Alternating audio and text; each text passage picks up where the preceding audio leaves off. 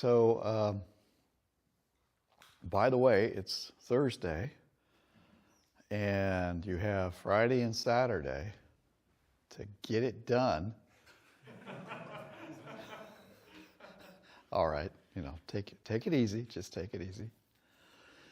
And so, we're over the hump.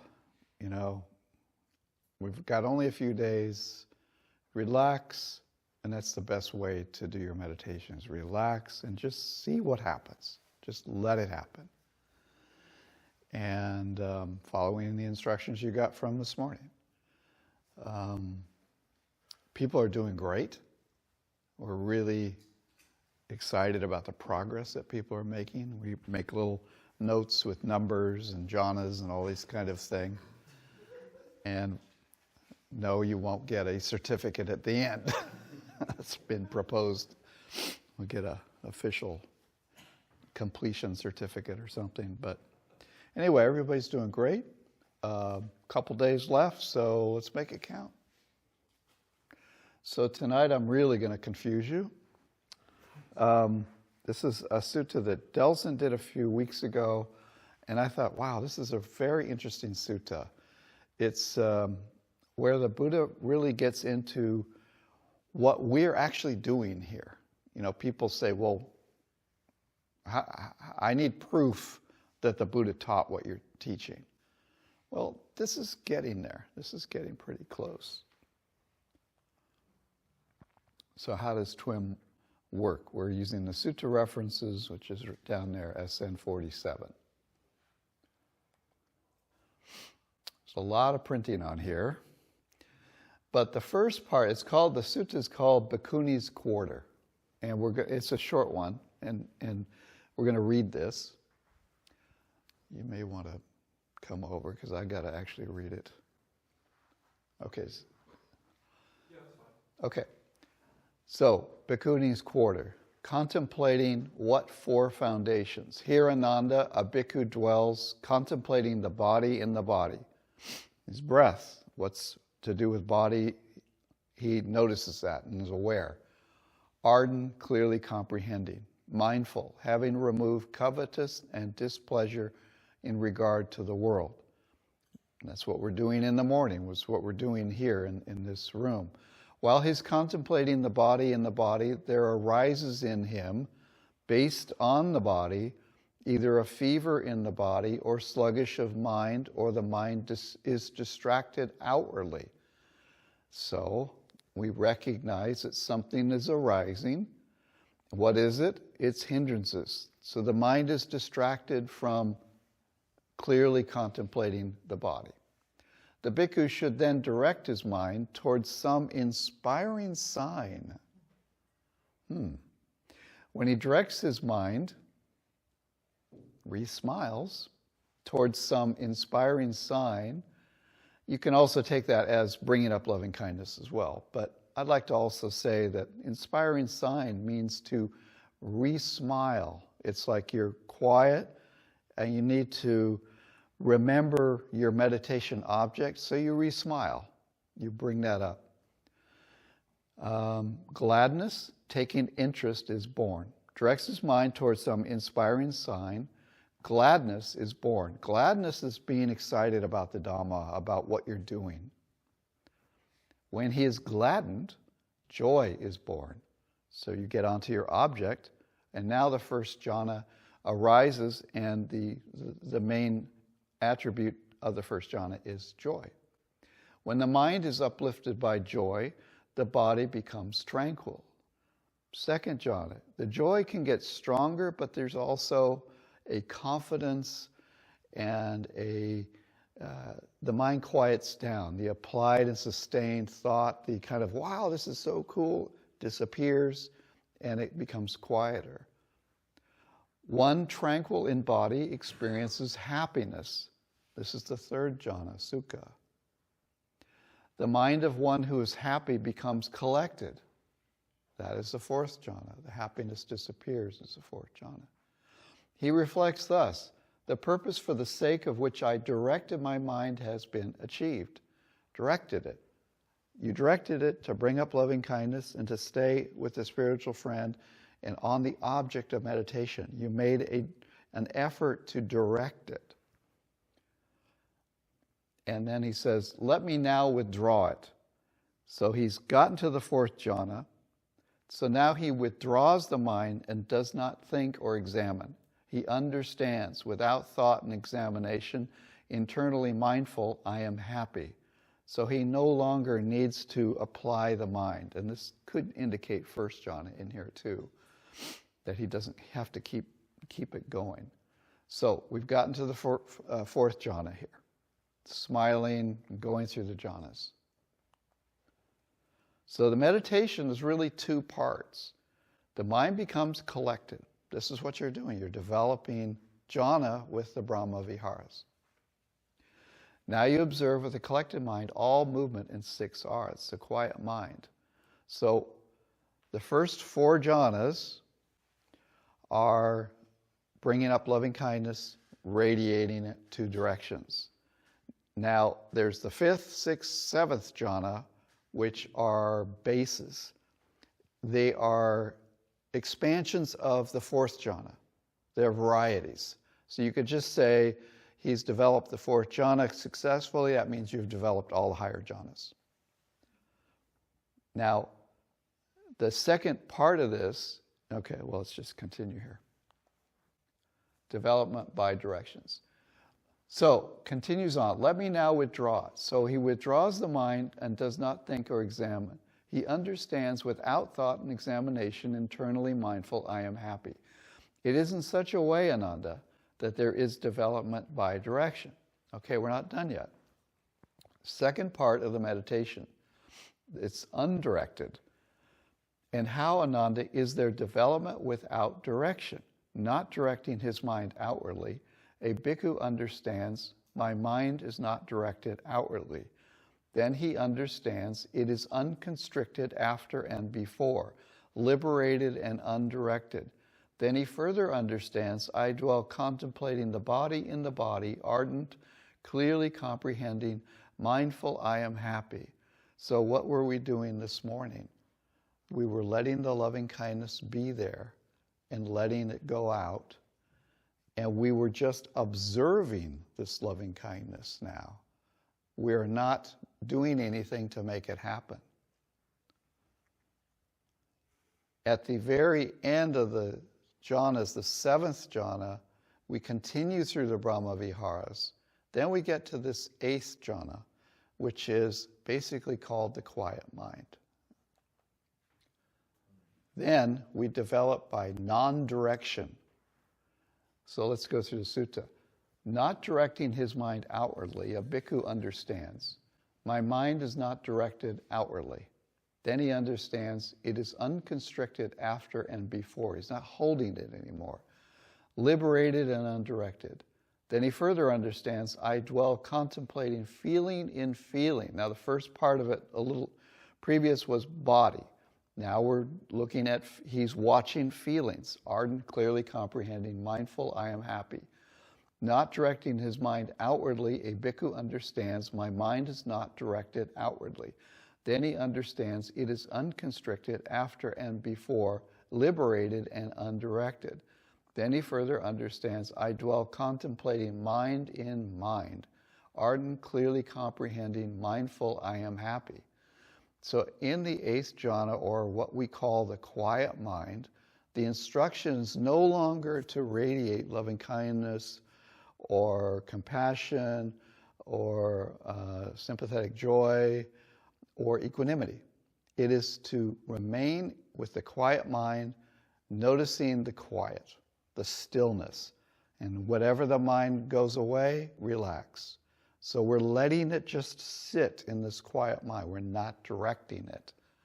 It is not directing his mind outwardly. A bhikkhu understands, my mind is not directed outwardly. Then he understands it is unconstricted after and before, liberated, undirected. Then he further understands, I dwell contemplating phenomena in phenomena, ardent, clearly comprehending, mindful, and I am happy. So this is thoughts that come up, really just movements of mind at this point, lights, moving of the consciousness, anything where there's movement, you relax. These are phenomena. The mind is simply the mind. It's just an open, it's called mano in Pali. It's simply the container. And then within the container are all the phenomena that are moving around. So he contemplates this, he lets it happen and lets it go after things arise, with the idea of letting it be unconstricted and liberated, and just simply let his mind rest in that quiet mind. It is in this way, Ananda, that there is development without direction. Thus, Ananda, I have taught development by direction. I have taught development without direction. Whatever should be done, Ananda, by a compassionate teacher out of compassion for his disciples, desiring their welfare, that I have done for you. These are the feet of, feet of trees. Okay. This is the foot of a tree. I don't know if that's the translation. Ananda, these are the empty huts. Meditate, Ananda. Do not be negligent, lest you regret it later. This is our instruction to you. This is what the Blessed One said, elated, the Venerable Ananda delighted in the Blessed One's statement.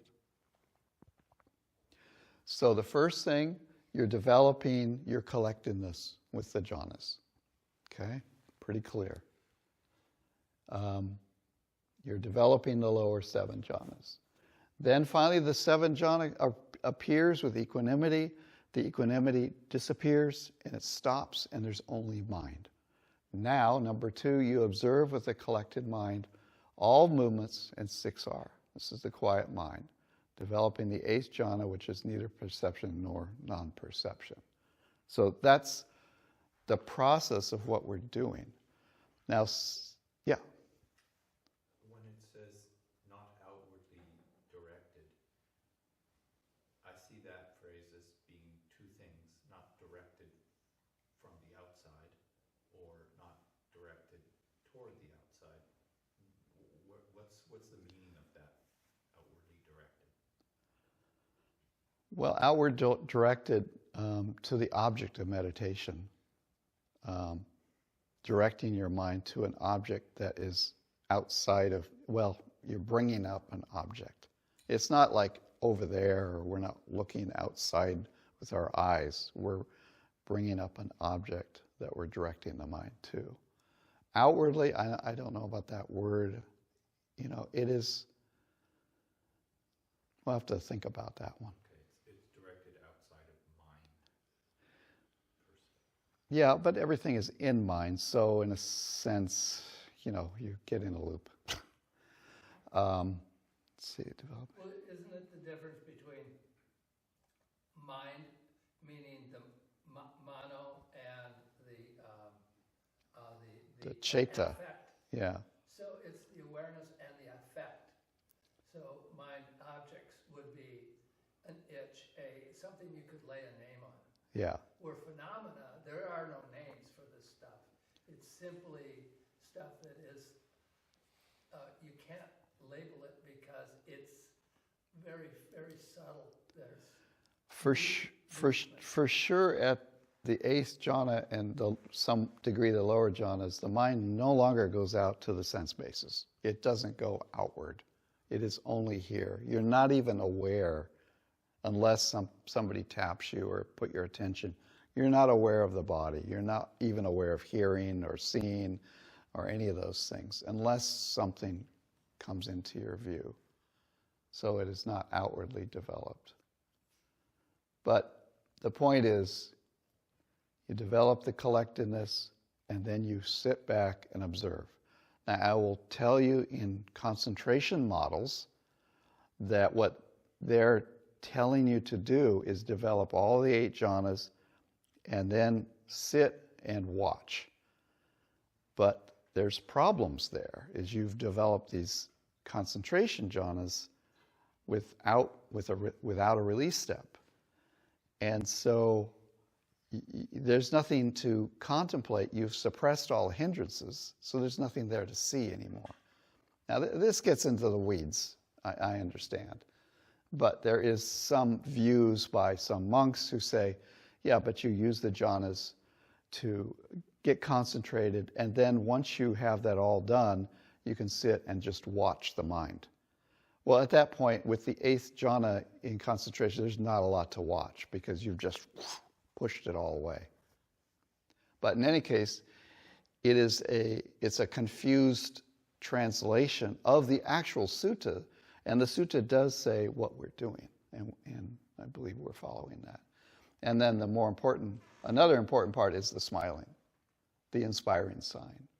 Okay. The movements of mind become less and less. This is at the quiet mind. Now you're just observing. All movement and even consciousness, perception, and feeling come to an end. It finally just disappears. Then the nibbana element arises, and certain fetters are destroyed, and you've become a changed person. You become a stream enterer. Yay, we love stream enterers. And we talked about this just the other day. A person who has entered the stream that leads to nibbana, defilements eradicated, our personality belief, you know that there is no self, your doubt in the practice is eliminated, and you don't think rites and rituals are going to get you there. And a Sotapanna is assured of attaining enlightenment within 7 more rebirths at most, and they will not be reborn in the lower realms. And then the others, the Saktagami, weakens lust and hatred. Anagami, there is no lust and hatred, gives it up completely. In the Arhat, all the rest of fetters, all the rest of craving, ignorance, desire for non-existence, desire for existence is all wiped out, and there's no craving in their mind whatsoever. But the first thing that we're after is this first stage. Now, how do you get to these other stages? You just keep doing what you're doing, and it gets deeper and deeper. Okay? Now, any questions about any of that, or should we just let it be? Yeah. Maybe you can help me out with the 6R in the 6th, 7th jhana. It's moving so fast. It's hard to 6R it. Like there's just poop, So you don't 6R anything but distractions. If you're seeing consciousness arising and passing away, you just see it without getting into clinging or into thoughts. So if you see the flashes, or if you see, You see what you see, and you just stay watching that. No, Okay. no, no. You 6R when you leave the present moment. Okay. If you're in the present, Thank you. no 6R is required. Okay. Second question. Yeah. Do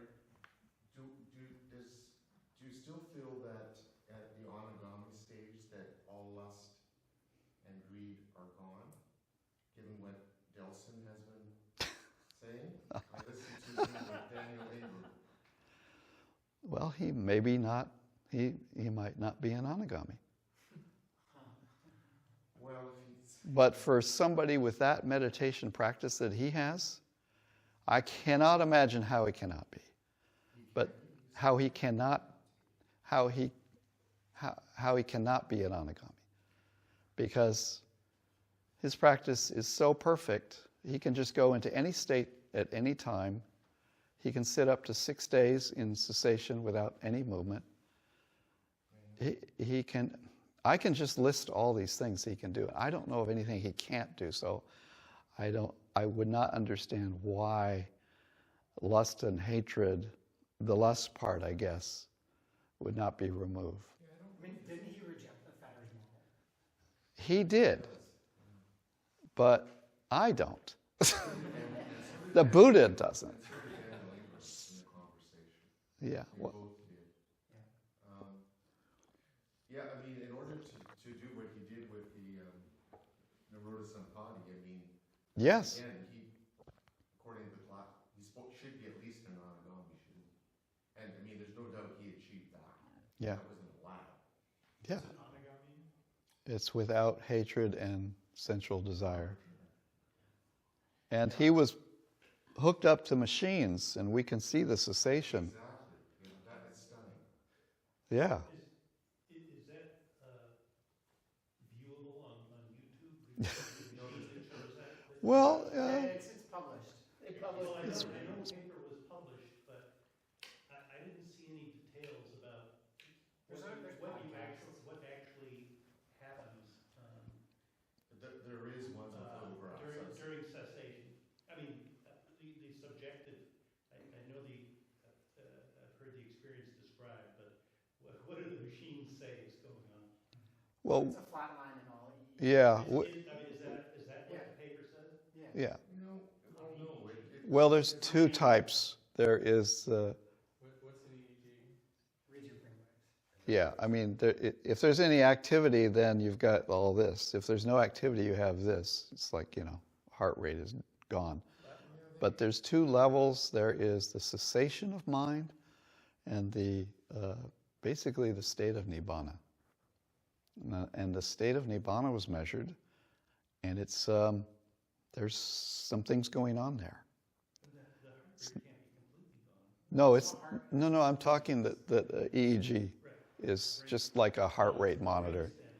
The heart continues beating just slowly.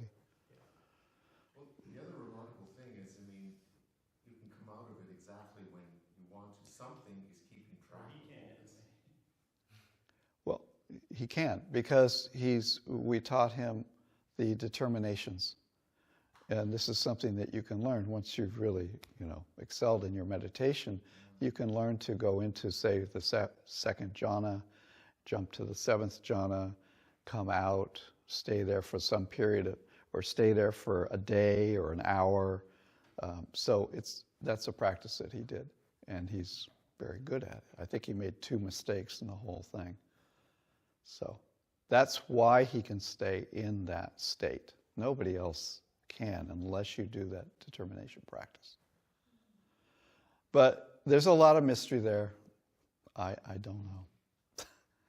You'll have to ask him. He's doing some Zoom retreats if you want to Can you sign go up. back a couple of slides? Yeah. Just really quickly. Anyways, it's very inspiring. Really, it is tremendously inspiring for me, at least. Yeah. I mean, I don't really care about that particular part. I just find it really. He's a happy guy. Let's just say his mind is so clear. And then, I've been with him on the plane. If there's a lot of time, you can just see him go. And he's gone. He probably says, okay, out for 2 hours. Oh, we there yet? Are we there yet? And yeah, we're there. So he doesn't need much sleep. But all this other stuff, I don't know. Fair enough. Thank you. I think it's his mother. He said that his parents don't even know that he meditates. No. Yeah. No, I Someone don't. asked him about it. Don't believe it. We were all there with his mom in the room talking about. He sits in his bedroom every Sunday. I think that was Reading a long time suttas. ago they didn't know that he was Okay. doing this. All right, yeah. You know. They're quite aware. They've had many monks and things come to the house. I'm a rock star now, so everybody knows him. Yeah. Question. It says Nibbana element. That makes it sound like it's like a thing that happens, and then cessation is what happens after. No. Cessation happens first. The mind stops. And then, So then that's where someone can stay in that. yeah, they can. I see, and then the coming out of the cessation is like is seeing the cessation, because you don't see the cessation until Right. you're out of You it. remember it. You reflect back on it. Consciousness is an element. Space is an element. Nibbana is an element. Space is an element. Yeah. There's 6 elements plus Nibbana. So the earth, fire, water, wind, and you have space. Because you have forms. You have colors and forms. So you can see the colors, but without space, Right. you would just have color. I thought they said they only knew about it indirectly from their perception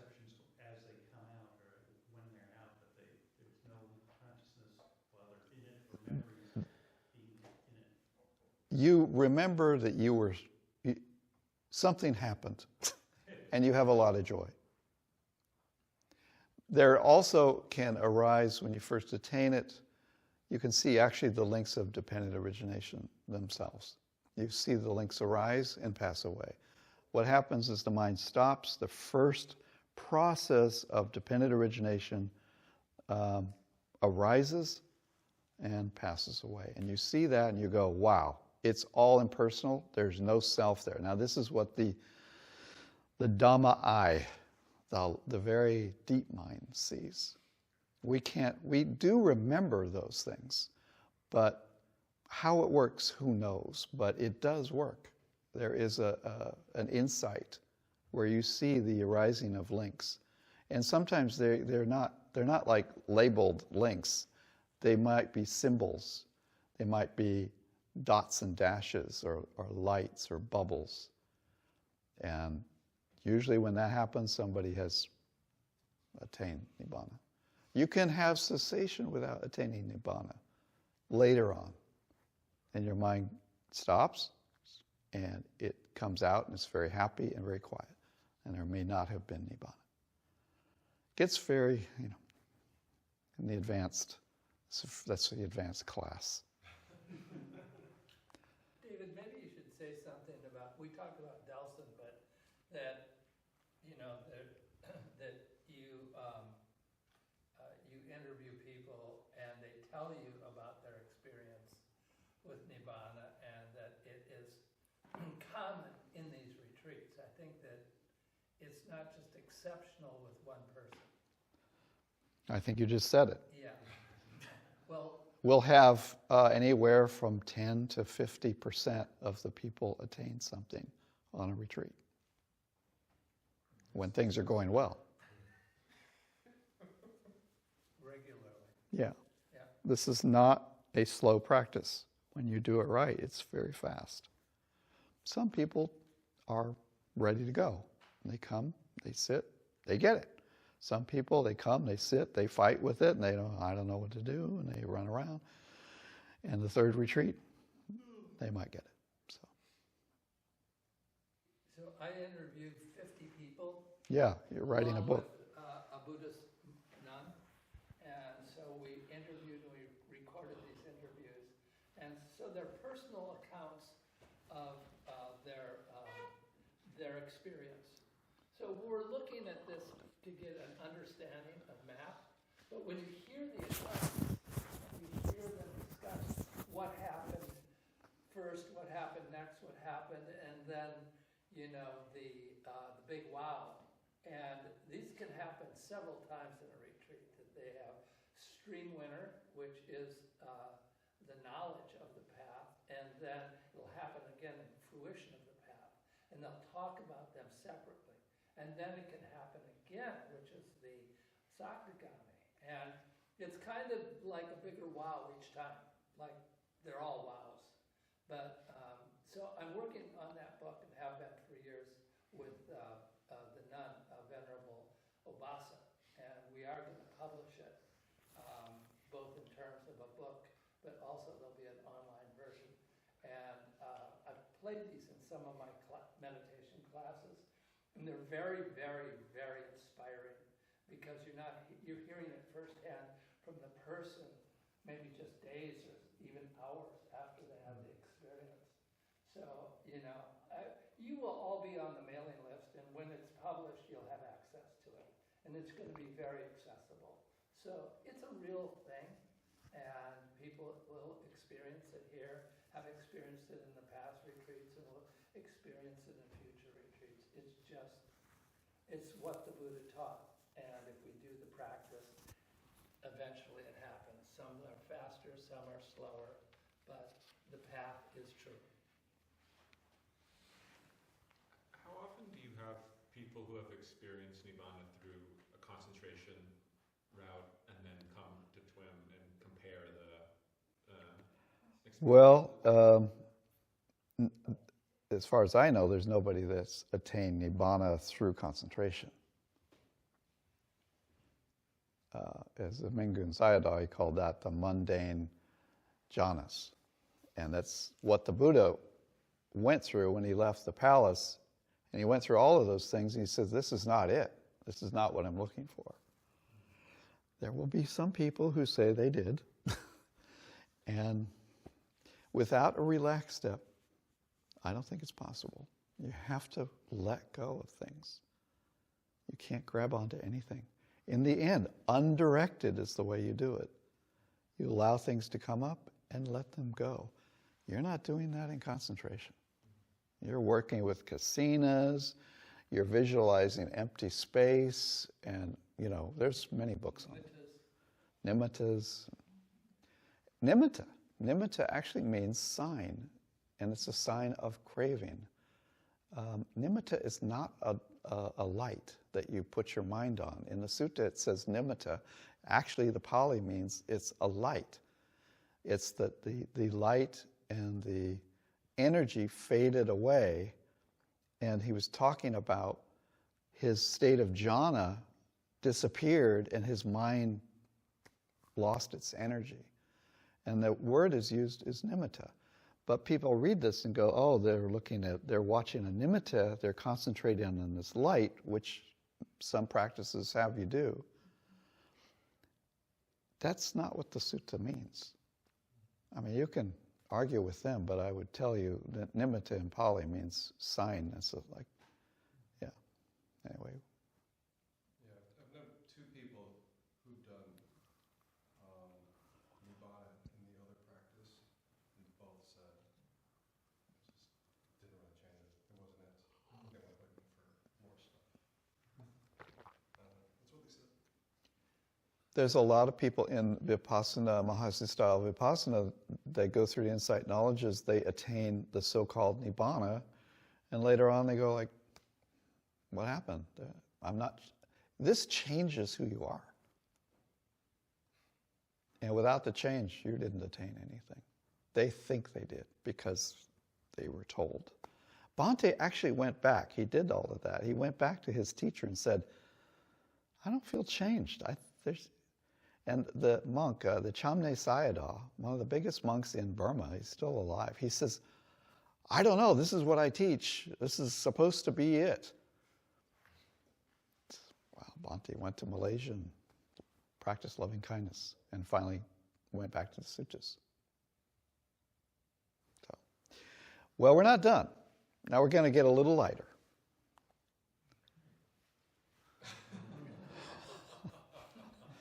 I couldn't even leave even the second letter. I didn't want to go too far with this. Yeah, it's just a switch. So, what is karma? We had a request to talk a little bit about karma. And karma starts with intentions in the mind. And karma is another word for karma is action. So you have an intention to do something, and that creates the action where you go do it. Okay? Good intentions lead to good results. In other words, pleasant results. Bad intentions, not so good. Mind is a forerunner of all states. Where have you heard that? It's in your Dhammapada verses in the morning. Angry intention leads to painful results. Positive intention leads to pleasant results. No intention leads to no results. What happens when you run over a bug with your car and you didn't see the bug or it went in the windshield? Nothing. You didn't have an intention to hurt that bug. So without intention, there is no karma, there's no results. And that's one thing that's a little confusing to people. They say, well, I ran over that bug, I'm going to suffer for it. No, it's unfortunate. It is the bug's suffering, not your suffering. You didn't intentionally do that. You have to have a good intention first to create good karma, and a bad intention. Like if you go murder somebody, in every killing there is anger. There is, no matter what you do, I'm going to kill the guy and I'm not going to get angry about it. Well, that's impossible. There is an anger state there, and it arises, and you get mad, and you shoot, and whatever you do. But when you give a gift to somebody, there is a positive, wholesome mind there. Yeah. What about like awareness that if you're driving a car through a place that has a lot of bugs, you're gonna kill some bugs, you're aware of that, but you don't care enough about it to change your behavior. What's the impact? I know, because it happens out there. There are periods of time there are these moths or ladybugs that swarm. So all you can do is slow down, go and take the precepts again, because you can't stop the car. You have to go. But if you go slowly, I've found that they just kind of bounce off. You know, it's the air is just kind of pushing them off. But also, we don't like the Jains in India. There's a certain Indian religion, which is the Jains, and they practice nonviolence, like really to the nth degree. They would not dare, step on a bug or do anything like that. But in this case, the Buddha said, beings will die while you're alive. It's inevitable. So that's why you practice the Dhamma, to get out of samsara. You can't be perfect. It's okay. You break a precept, it's okay. It's not going to be the end of the world. You see some of these people, getting away with murder for some reason. Later, I think they're gonna suffer. But some people can get away with a lot of stuff. So, accidentally running through or running over a bug or into a bug, it's not going to have much effect. And karmically, it might have the effect of maybe a little mark on your skin. So, but we're going to get to the sutta, and he's going to give us the results of what happens. Let's see if there's anything else. And that's what we're going to do. We're going to read 135. And I'm going to turn this off now.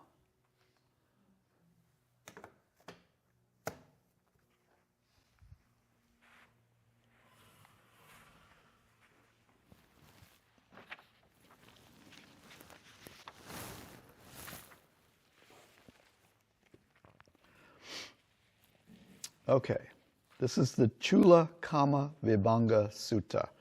Chula means short, kama, of course, action. Vibhanga is the result, the exposition. In other words, it's the shorter exposition of action in English. Thus have I heard, on one occasion the Blessed One was living at Savatthi in Jeta's Grove, Anathapindika's park. Then the Brahmin student, Subha, Todia's son, went to the Blessed One and exchanged greetings with him. When this courteous and amiable talk was finished, he sat down at one side and asked the Blessed One, Master Gotama, what is the cause and condition why human beings are seen to be inferior and superior? For people are seen to be short-lived and long-lived, sickly and healthy, ugly and beautiful, uninfluential and influential, poor and wealthy, low-born and high-born, stupid and wise. What is the cause and condition, Master Gotama, why human beings are seen to be inferior and superior? Student, beings are the owners of their actions, heirs of their actions. They originate from their actions, are bound to their actions, have their actions as their refuge. It is action that distinguishes beings as inferior and superior. I do not understand in detail the meaning of Master Gotama's statement, which he spoke in brief without expounding the meaning in detail. It would be good if Master Gotama would teach me the Dhamma so that I might understand in detail the meaning of Master Gotama's statement. Sometimes the Buddha would just answer a question with one sentence. And if they got it, great. If they didn't, he will explain it, and this is where he's going to explain it. And sometimes there's one sutta where students ask him a question, he says the meaning of it, and they go, yeah, okay. And then later the Buddha leaves, goes into his kuti, and they say, does anybody know what he just said? And they go and find Kassapa, I think, is the Venerable Kassapa, who is a master in what the Buddha teaches. And he patiently describes what he said. But in this case, the Buddha stays. Then, student, listen and attend closely to what I shall say. Yes, sir. The Brahmin student Subha replied. The Blessed One said this, here, students, some man or woman kills living beings and is murderous, bloody-handed, given to blows and violence, merciless to living beings. Because of performing and undertaking such action on the dissolution of the body after death, he reappears in a state of deprivation, in an unhappy destination, in perdition, even in hell. But if on the dissolution of the body after death, he does not reappear in a state of deprivation or in an unhappy destination, but instead is reborn back to the human state, then wherever he is born, he is short-lived. This is the way, student, that leads to short life. Namely, one kills living beings and is murderous, bloody-handed, given to blows and violence, merciless to living beings. So if you kill, that means your life will be shortened.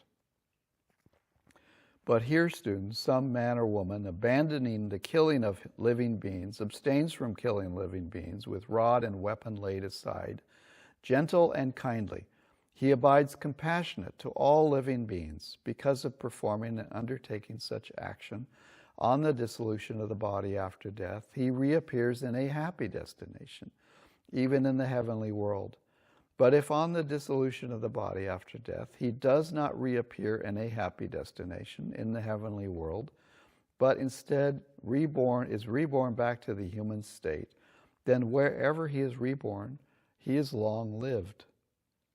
This is the way, student, that leads to long life, namely abandoning the killing of living beings. One abstains from killing living beings with rod and weapon laid aside. Gentle and kindly, one abides compassionate to all living beings. Here, students, some man or woman is given to injuring beings with the hand. Now, we're not killing them, we're injuring them. With a clod, with a stick, or with a knife.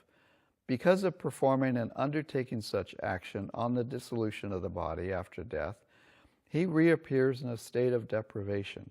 But if instead he comes back to the human state, then wherever he is born, he is sickly.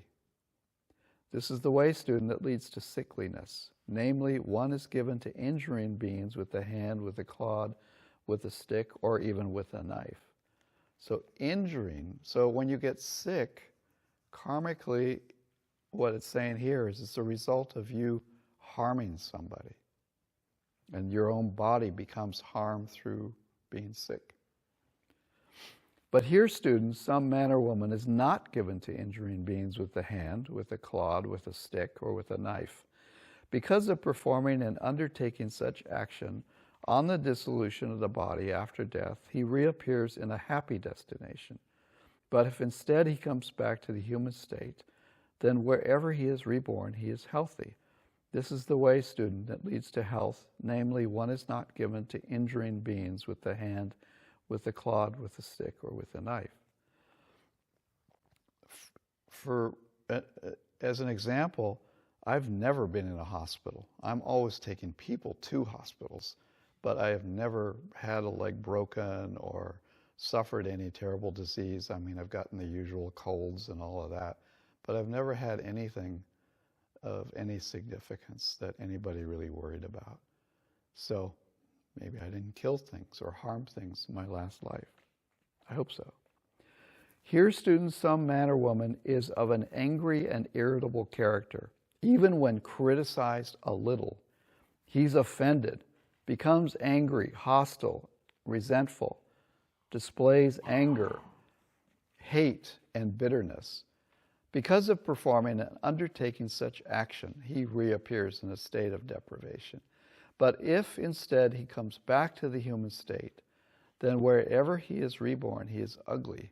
This is the way, student, that leads to ugliness. Namely, one is of an angry and irritable character and displays anger, hate, and bitterness. So, don't be angry. Some people's faces get red, and some even get black with hatred. Well, this leads to ugliness. Let's see. But here, students, some man or woman is not of an angry and irritable character. Even when criticized a lot, he is not offended, does not become angry, hostile, and resentful, and does not display anger, hate, and bitterness. Because of performing and undertaking such action, he reappears in a happy destination. But if instead he comes back to the human state, then wherever he is reborn, he is beautiful. This is the way, student, that leads to being beautiful. Namely, one is not of an angry and irritable character and does not display anger, hate, and bitterness. Here, students, some man or woman is envious, one who envies, resents, and begrudges the gains, honor and respect, reverence, salutations, and veneration received by others.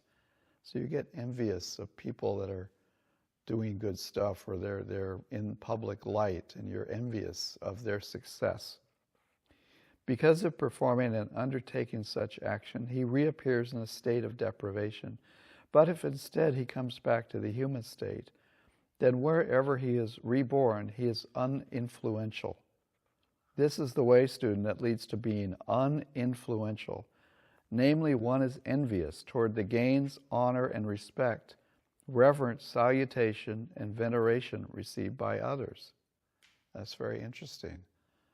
You're envious of others' success, of what they say, and as a result, whenever you say something, nobody pays any attention. Now that's happened to me at work. I get a great idea. You're in a meeting. What if we do this? I think I heard something in here. Is it a bird? I don't know. But gradually, over time, it was like they started hearing me. And the things I was saying, I thought were pretty good. And later, we did do some of these things. But it was interesting because I had no influence. And so this happens even in this very life. So don't be envious of others' successes, and you'll develop influence. And there's more to this too. But here, students, some man or woman is not envious. One who does not envy, resent, and begrudge the gains, honor, respect, reverence, salutations, and veneration received by others. Because of performing and undertaking such action, he reappears in a happy destination. But if instead he comes back to the human state, then wherever he is reborn, he is influential. This is the way, student, that leads to being influential. Namely, one is not envious towards the gains, honor, respect, reverence, salutations, and veneration received by others. Here, students, some man or woman does not give food, drink, clothing, carriages, garlands, scents, unguents, beds, dwelling, and lamps to recluses or Brahmins. Because of performing and undertaking such action, he reappears in a state of deprivation. But if instead he comes back to the human state, then wherever he is reborn, he is poor. This is the way, students, that leads to poverty. Namely, one does not give food and lamps and all the rest to recluses and Brahmins, as well as your fellow human beings. But here, students, some man or woman gives food and the rest to recluses and Brahmins, and because of performing and undertaking such action, he reappears in a happy destination. But if instead he comes back to the human state, then wherever he is reborn, he is wealthy. This is the way, student, that leads to wealth. Namely, one gives food and etc. to recluses and Brahmins. So giving, dana in the Buddhist term, If you want something, give it away, and it'll come back to you multiplied. If you want pain, give that away, and it'll come back to you multiplied. Here, students, some man or woman is obstinate and arrogant. He does not pay homage to one who should receive homage, and does not rise up for one in whose presence he should rise up. Does not offer a seat to one who deserves a seat. Does not make way for one whom he should make way, and does not honor, respect, revere, and venerate one who should be honored, respected, revered, and venerated. Because of performing and undertaking such action, he reappears in a state of deprivation. But if instead he comes back to the human state, then wherever he is reborn, he is low-born. This is the way, student, that leads to low birth. Namely, one is obstinate and arrogant, and does not honor, respect, revere, and venerate one who should be honored, respected, revered, and venerated. So if you think about that, there are people that you don't respect, you don't pay attention to them, you don't venerate them. So it could be as a result of them not paying respect to other people. But here, students, some man or woman is not obstinate and arrogant. He pays homage to one who should receive homage, rises up for one in whose presence he should rise up for, offers a seat to one who deserves a seat, makes a way for one whom he should make way, and honors, respects, reveres, venerates one who should be honored, respected, revered, and venerated. Because of performing and undertaking such action, he reappears in a happy destination. But if instead he comes back to the human state, then wherever he is reborn, he is highborn. This is the way, student, that leads to high birth. Namely, one is not obstinate and arrogant, and honors, respects, reveres, and venerates one who should be honored, respected, revered, and venerated. Especially monks. Always respect them, venerate them, help them. Here, students, some man or woman does not visit a recluse or a Brahmin and ask, "Venerable sir, what is wholesome? What is unwholesome? What is blamable? What is blameless? What should be cultivated? What should not be cultivated? What kind of action will lead to my harm and suffering for a long time? What kind of action will lead to my welfare and happiness for a long time?" Because of performing and undertaking such action, he reappears in a state of deprivation. But if instead he comes back to the human state, then wherever he is reborn, he is stupid. This is the way, student, that leads to stupidity. Namely, one does not visit a recluse or Brahmin and ask these questions. So ask questions when you don't know the answer. You don't want to be reborn stupid. And when the teacher's here and you have a question, ask the question. And the fact that you're here means you are coming to ask those questions, and you are coming to find out what is wholesome, what is not blamable, all of the things that he's talking about. What should be cultivated? What action will lead to harm and suffering? What action will lead to welfare and happiness for a long time? These are good questions. Don't avoid asking them. Make sure you get the answers. And then you'll be smart. You'll be intelligent. You know what's going on. You know what to do. You'll have right view. But here, students, some man or woman visits a recluse or a Brahmin and takes a retreat at St. Francis and asks, "Venerable sir, what is wholesome? What kind of action will lead to my welfare and happiness for a long time?" Because of performing and undertaking such action, he reappears in a happy destination. But if instead he comes back to the human state, then wherever he is reborn, he is wise. This is the way, student, that leads to wisdom. Namely, one visits a recluse or a Brahmin and asks such questions. Thus, student, the way that leads to short life makes people short-lived. The way that leads to long life makes people long-lived. The way that leads to sickliness makes people sickly. The way that leads to health makes people healthy. The way that leads to ugliness makes people ugly.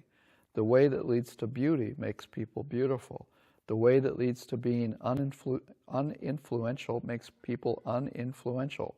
The way that leads to being influential makes people influential. The way that leads to poverty makes people poor. The way that leads to wealth makes people wealthy. The way that leads to low birth makes people low-born. The way that leads to high birth makes people high-born. The way that leads to stupidity makes people stupid. The way that leads to wisdom makes people wise. Beings are the owners of their actions, student, heirs of their actions. They originate from their actions, are bound to their actions, have their actions as their refuge. It is action that distinguishes beings as inferior and superior. When this was said, the Brahmin student Subha, Todia's son, said to the Blessed One, "Magnificent Master Gotama, magnificent Master Gotama. Master Gotama has made the Dhamma clear in many ways, as though he were turning upright what had been overturned and revealing what was hidden, showing the way to the one who is lost, or holding up a lamp in the dark for those with eyesight to see forms. I go to Master Gotama for refuge, and to the Dhamma and to the Sangha of bhikkhus. Let Master Gotama remember me as a lay follower who has gone to him for refuge for life." And Bhante Vimaramsi said that that statement usually means that when the Buddha gives you a talk, he knows your mind, and he gives you a talk, and many times the monk or the layperson would attain Nibbana right then. They'd hear it, they'd go, I got it. And in this case, this man got it. So hopefully everybody else attained Nibbana listening to this. Probably not, but anyway, so this is just explaining how you get like this and what you can do to be beautiful, to be wealthy. And in other words, just do wholesome things and wholesome things will happen. So there's probably not many questions about this, but are there any questions? Yeah. Not about this. Around what year was the Pali text translated into English the first time? About 1850.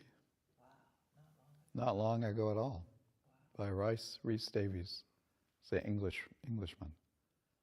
What was his name? Rhys Davies. There's Mr. and Mrs. Davies. They both translated it. And then there's Chalmers. Chalmers created a Pali dictionary. So these teachings have been around for thousands of years, but they have not been in English. I suppose English has changed quite a bit too. So. What's a bhikkhu? I feel like that's come up a lot of times. I'm always like, oh. Right. So in the monastic community, you have monks and nuns. There is two types of monks. There's the bhikkhu, and there's the samanera. The samanera is a novice monk. He has 10 rules. There's only 10 rules. He's basically following all the precepts that we follow here, and he has robes. And a lot of times he helps senior bhikkhus, senior monks. A bhikkhu is a senior monk who takes a higher ordination. In other words, he learns other things and stays with the abbot for some period of time. And at the time the abbot says, I think it's time for you to become a higher ordination, then he does a ceremony and becomes a bhikkhu, or a senior monk. Then he has 227 rules. And he has a whole different way. He cannot interact like the junior monks. He has to remain a perfect example of the Dhamma to the community. And in nuns you have samaneris and bhikkhunis. Thank you. And the second question is, I find it easier maybe to relate to sort of right practice and meditation and sort of taking that on board, because I think it's something I can experience myself and sort of, yeah, it becomes like apparent, like, oh, there's like something going on here. And it feels more difficult with sort of more metaphysical, karmic things included, because it's sort of harder for me to go like, ah, yes. I mean, I can sort of sometimes give the example, like, you know, you look over your shoulder when you steal and so on. Right. But it still feels... Well, funny you should say that, because the Buddha said there are 6 things you should not think about. One of those is pondering the results of karma and how it will affect you in this or the next lifetime. Your head may explode. All right. I will stop him. But I'll give you a story, an example that Bhante gave me, because he got upset with me because there was a deck we were building. We didn't have that much money, but he says, build it big. I said, we can't. We have to build it small and we not spend very much. He said, don't worry about it. The money will come.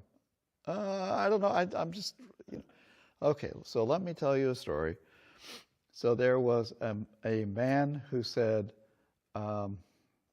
same thing. He wanted to give a monastery to the monks. And he says, I want to build you a monastery. And so the monastery he built, though, was very small. And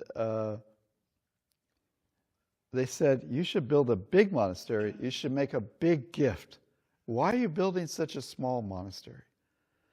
And so as a result of this, he came into his next lifetime as very short.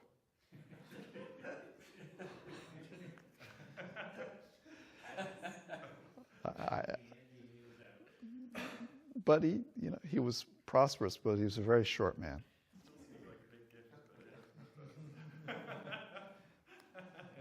I don't know. It's strange things. Is it very involved? Could you tell us the 5 other things we shouldn't think about? Well, you ponder the vastness of the Buddha's wisdom and his powers. You shouldn't get too carried away with thinking, but it's okay to reflect on the attributes of the Buddha that create some positive energy for you. And also, if you're afraid, you ponder the Buddha's good qualities, and that will sometimes eliminate fear. You do not consider the end or the beginning of the world, whether there's an end or whether there's a beginning. There's, of course, physicists today are always trying to figure out, is there an end? Is there a beginning? Is it a big bang? Does it keep going? The Buddha said the world keeps going, but you don't need to think about it. And we have enough to think about, right here. That's 1, 2. I can't remember the other ones.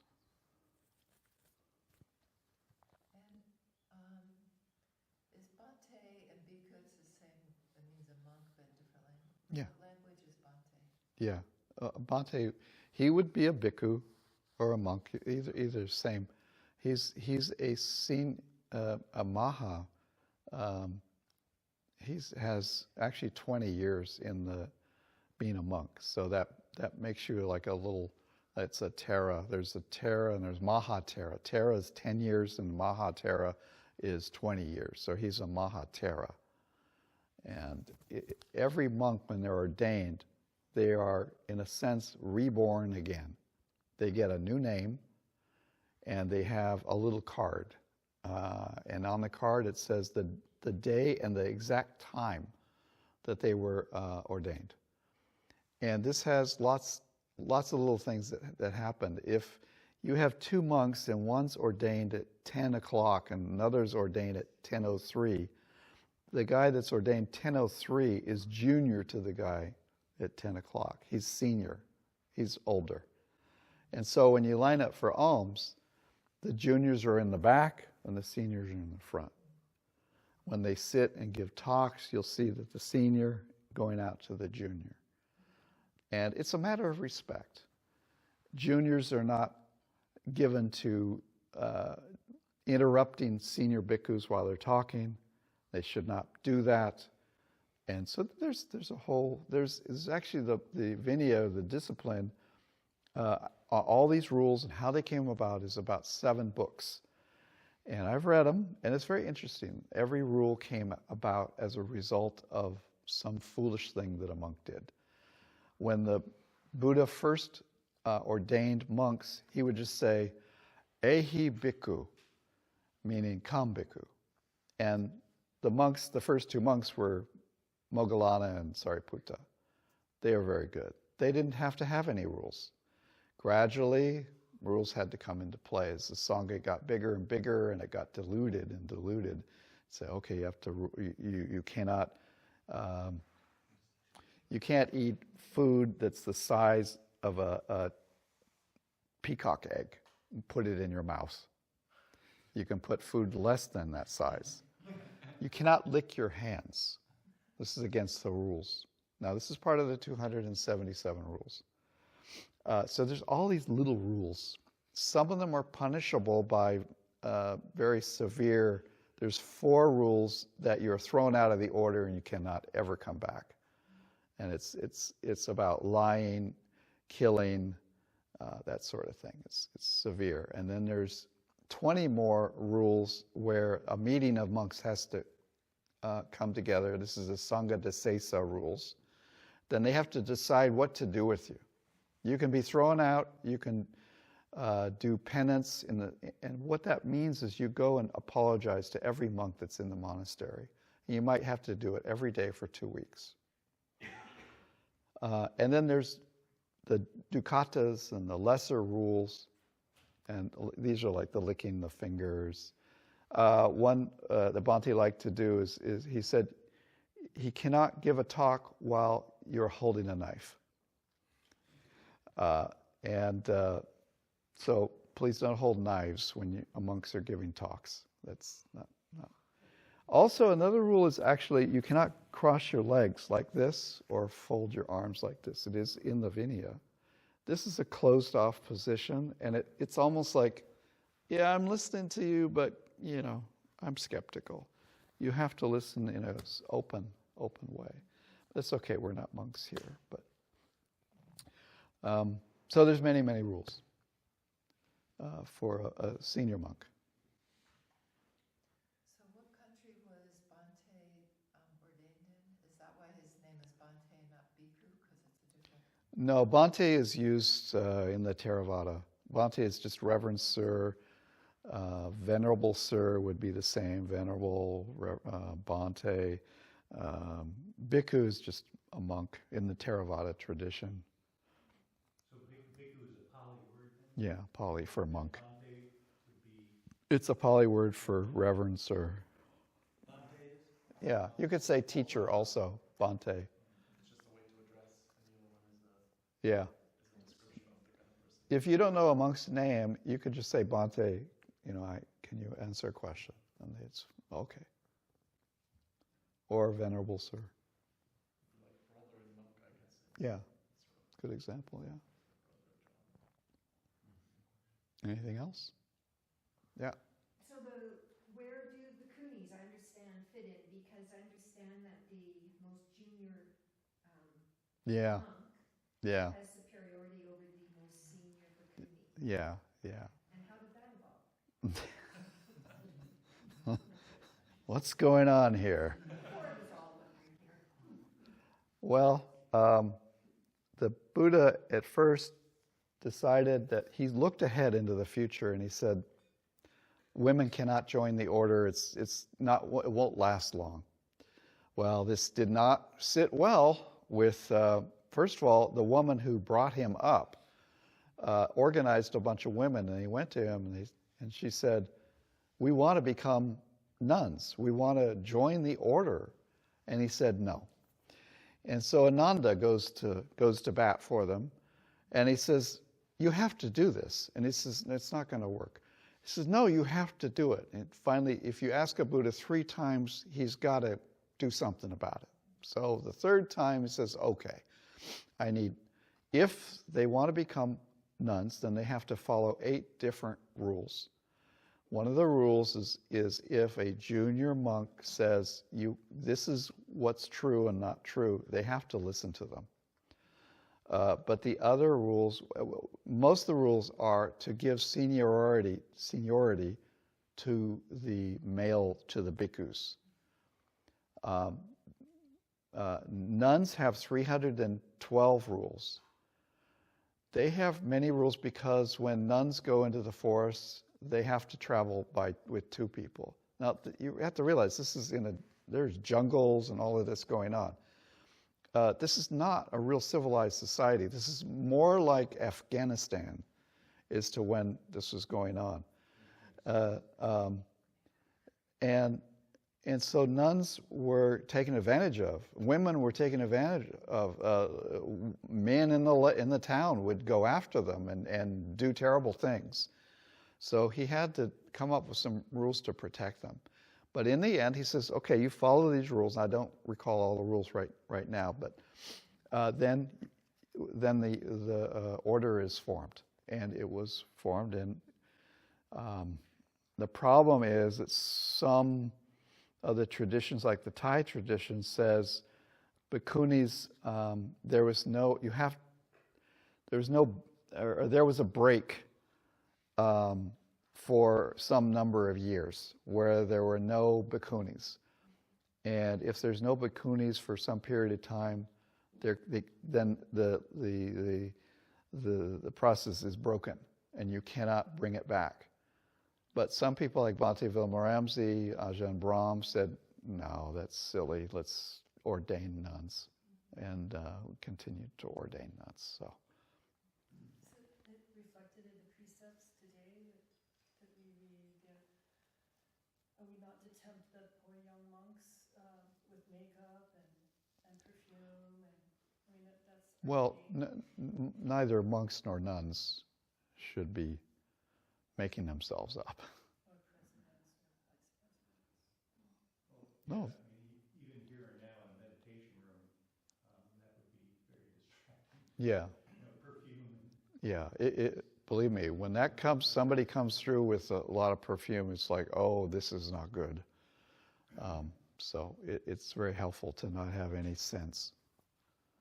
In the day, ordaining women in an order like the Buddha did it was revolutionary.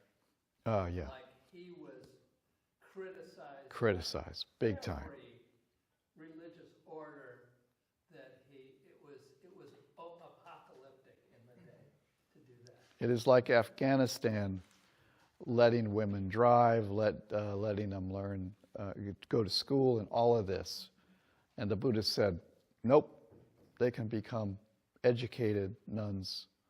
It's okay. And the people did not go for it. He also took into account, when he said no, that the lay people, the villagers would say, that's absolutely ridiculous. That cannot happen. And he was under pressure from his community to not ordain women. But he said, okay, there's these rules, and the community said, okay, that sounds like it makes sense. They have to pay attention to the men. And they went with it. But in reality, bhikkhunis, they have their own centers, and there's an abbotess, and that would be a senior bhikkhuni. And there's no monks there at all. So it's not an issue. It's rarely an issue at all.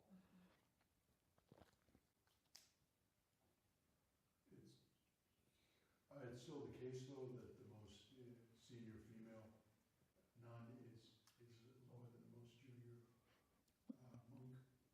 monk. Yeah. Mm-hmm. I think I read that Pema Chodron, one of the reasons she stepped back is she was tired of the...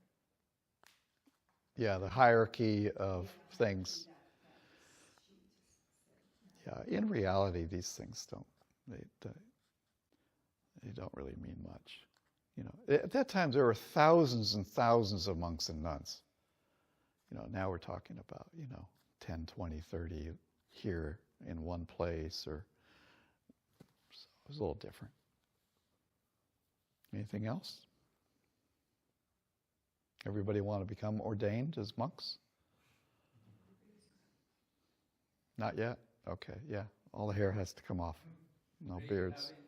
Ordination this year? No, we didn't get a lot of people wanting to do it. We'd ordained, a couple of years ago, we had like full up, 17 people ordained, and then it was 11 people.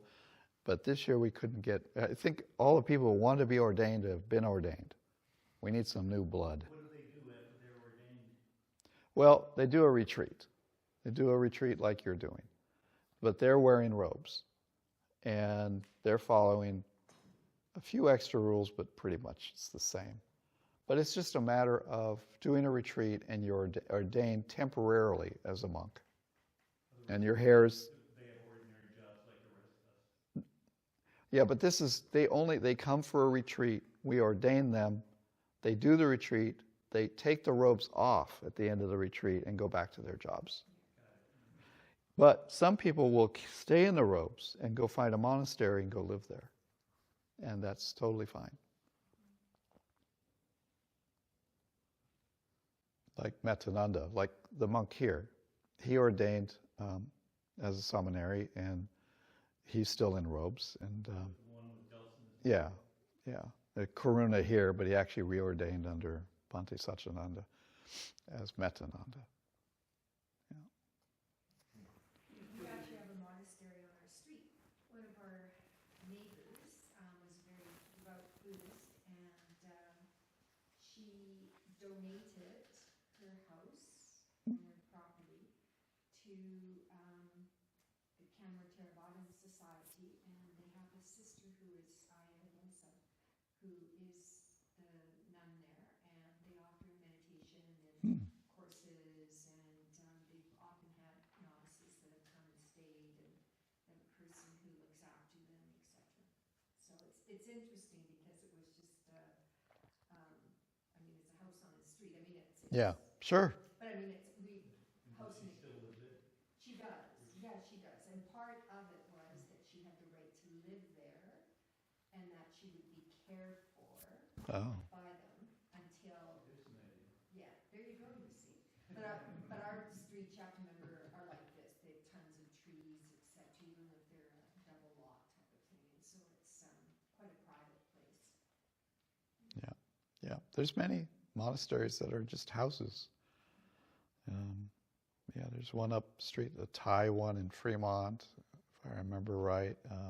Bhante Satchidananda, one of the monks, it's a TWIM monk. He's in New York. He has a house out in Long Island. And some are just, like little apartments. And they start like that, and they hopefully get a little bit bigger. And so I guess it's time to share some merit.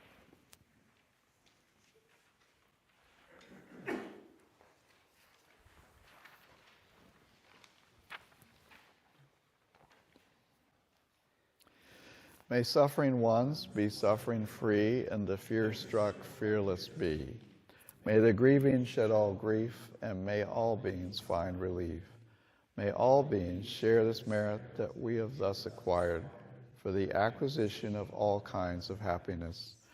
May beings inhabiting space and earth, devas and nagas of mighty power, share this merit of ours. May they long protect the Buddhist dispensation. Sadhu, sadhu, sadhu.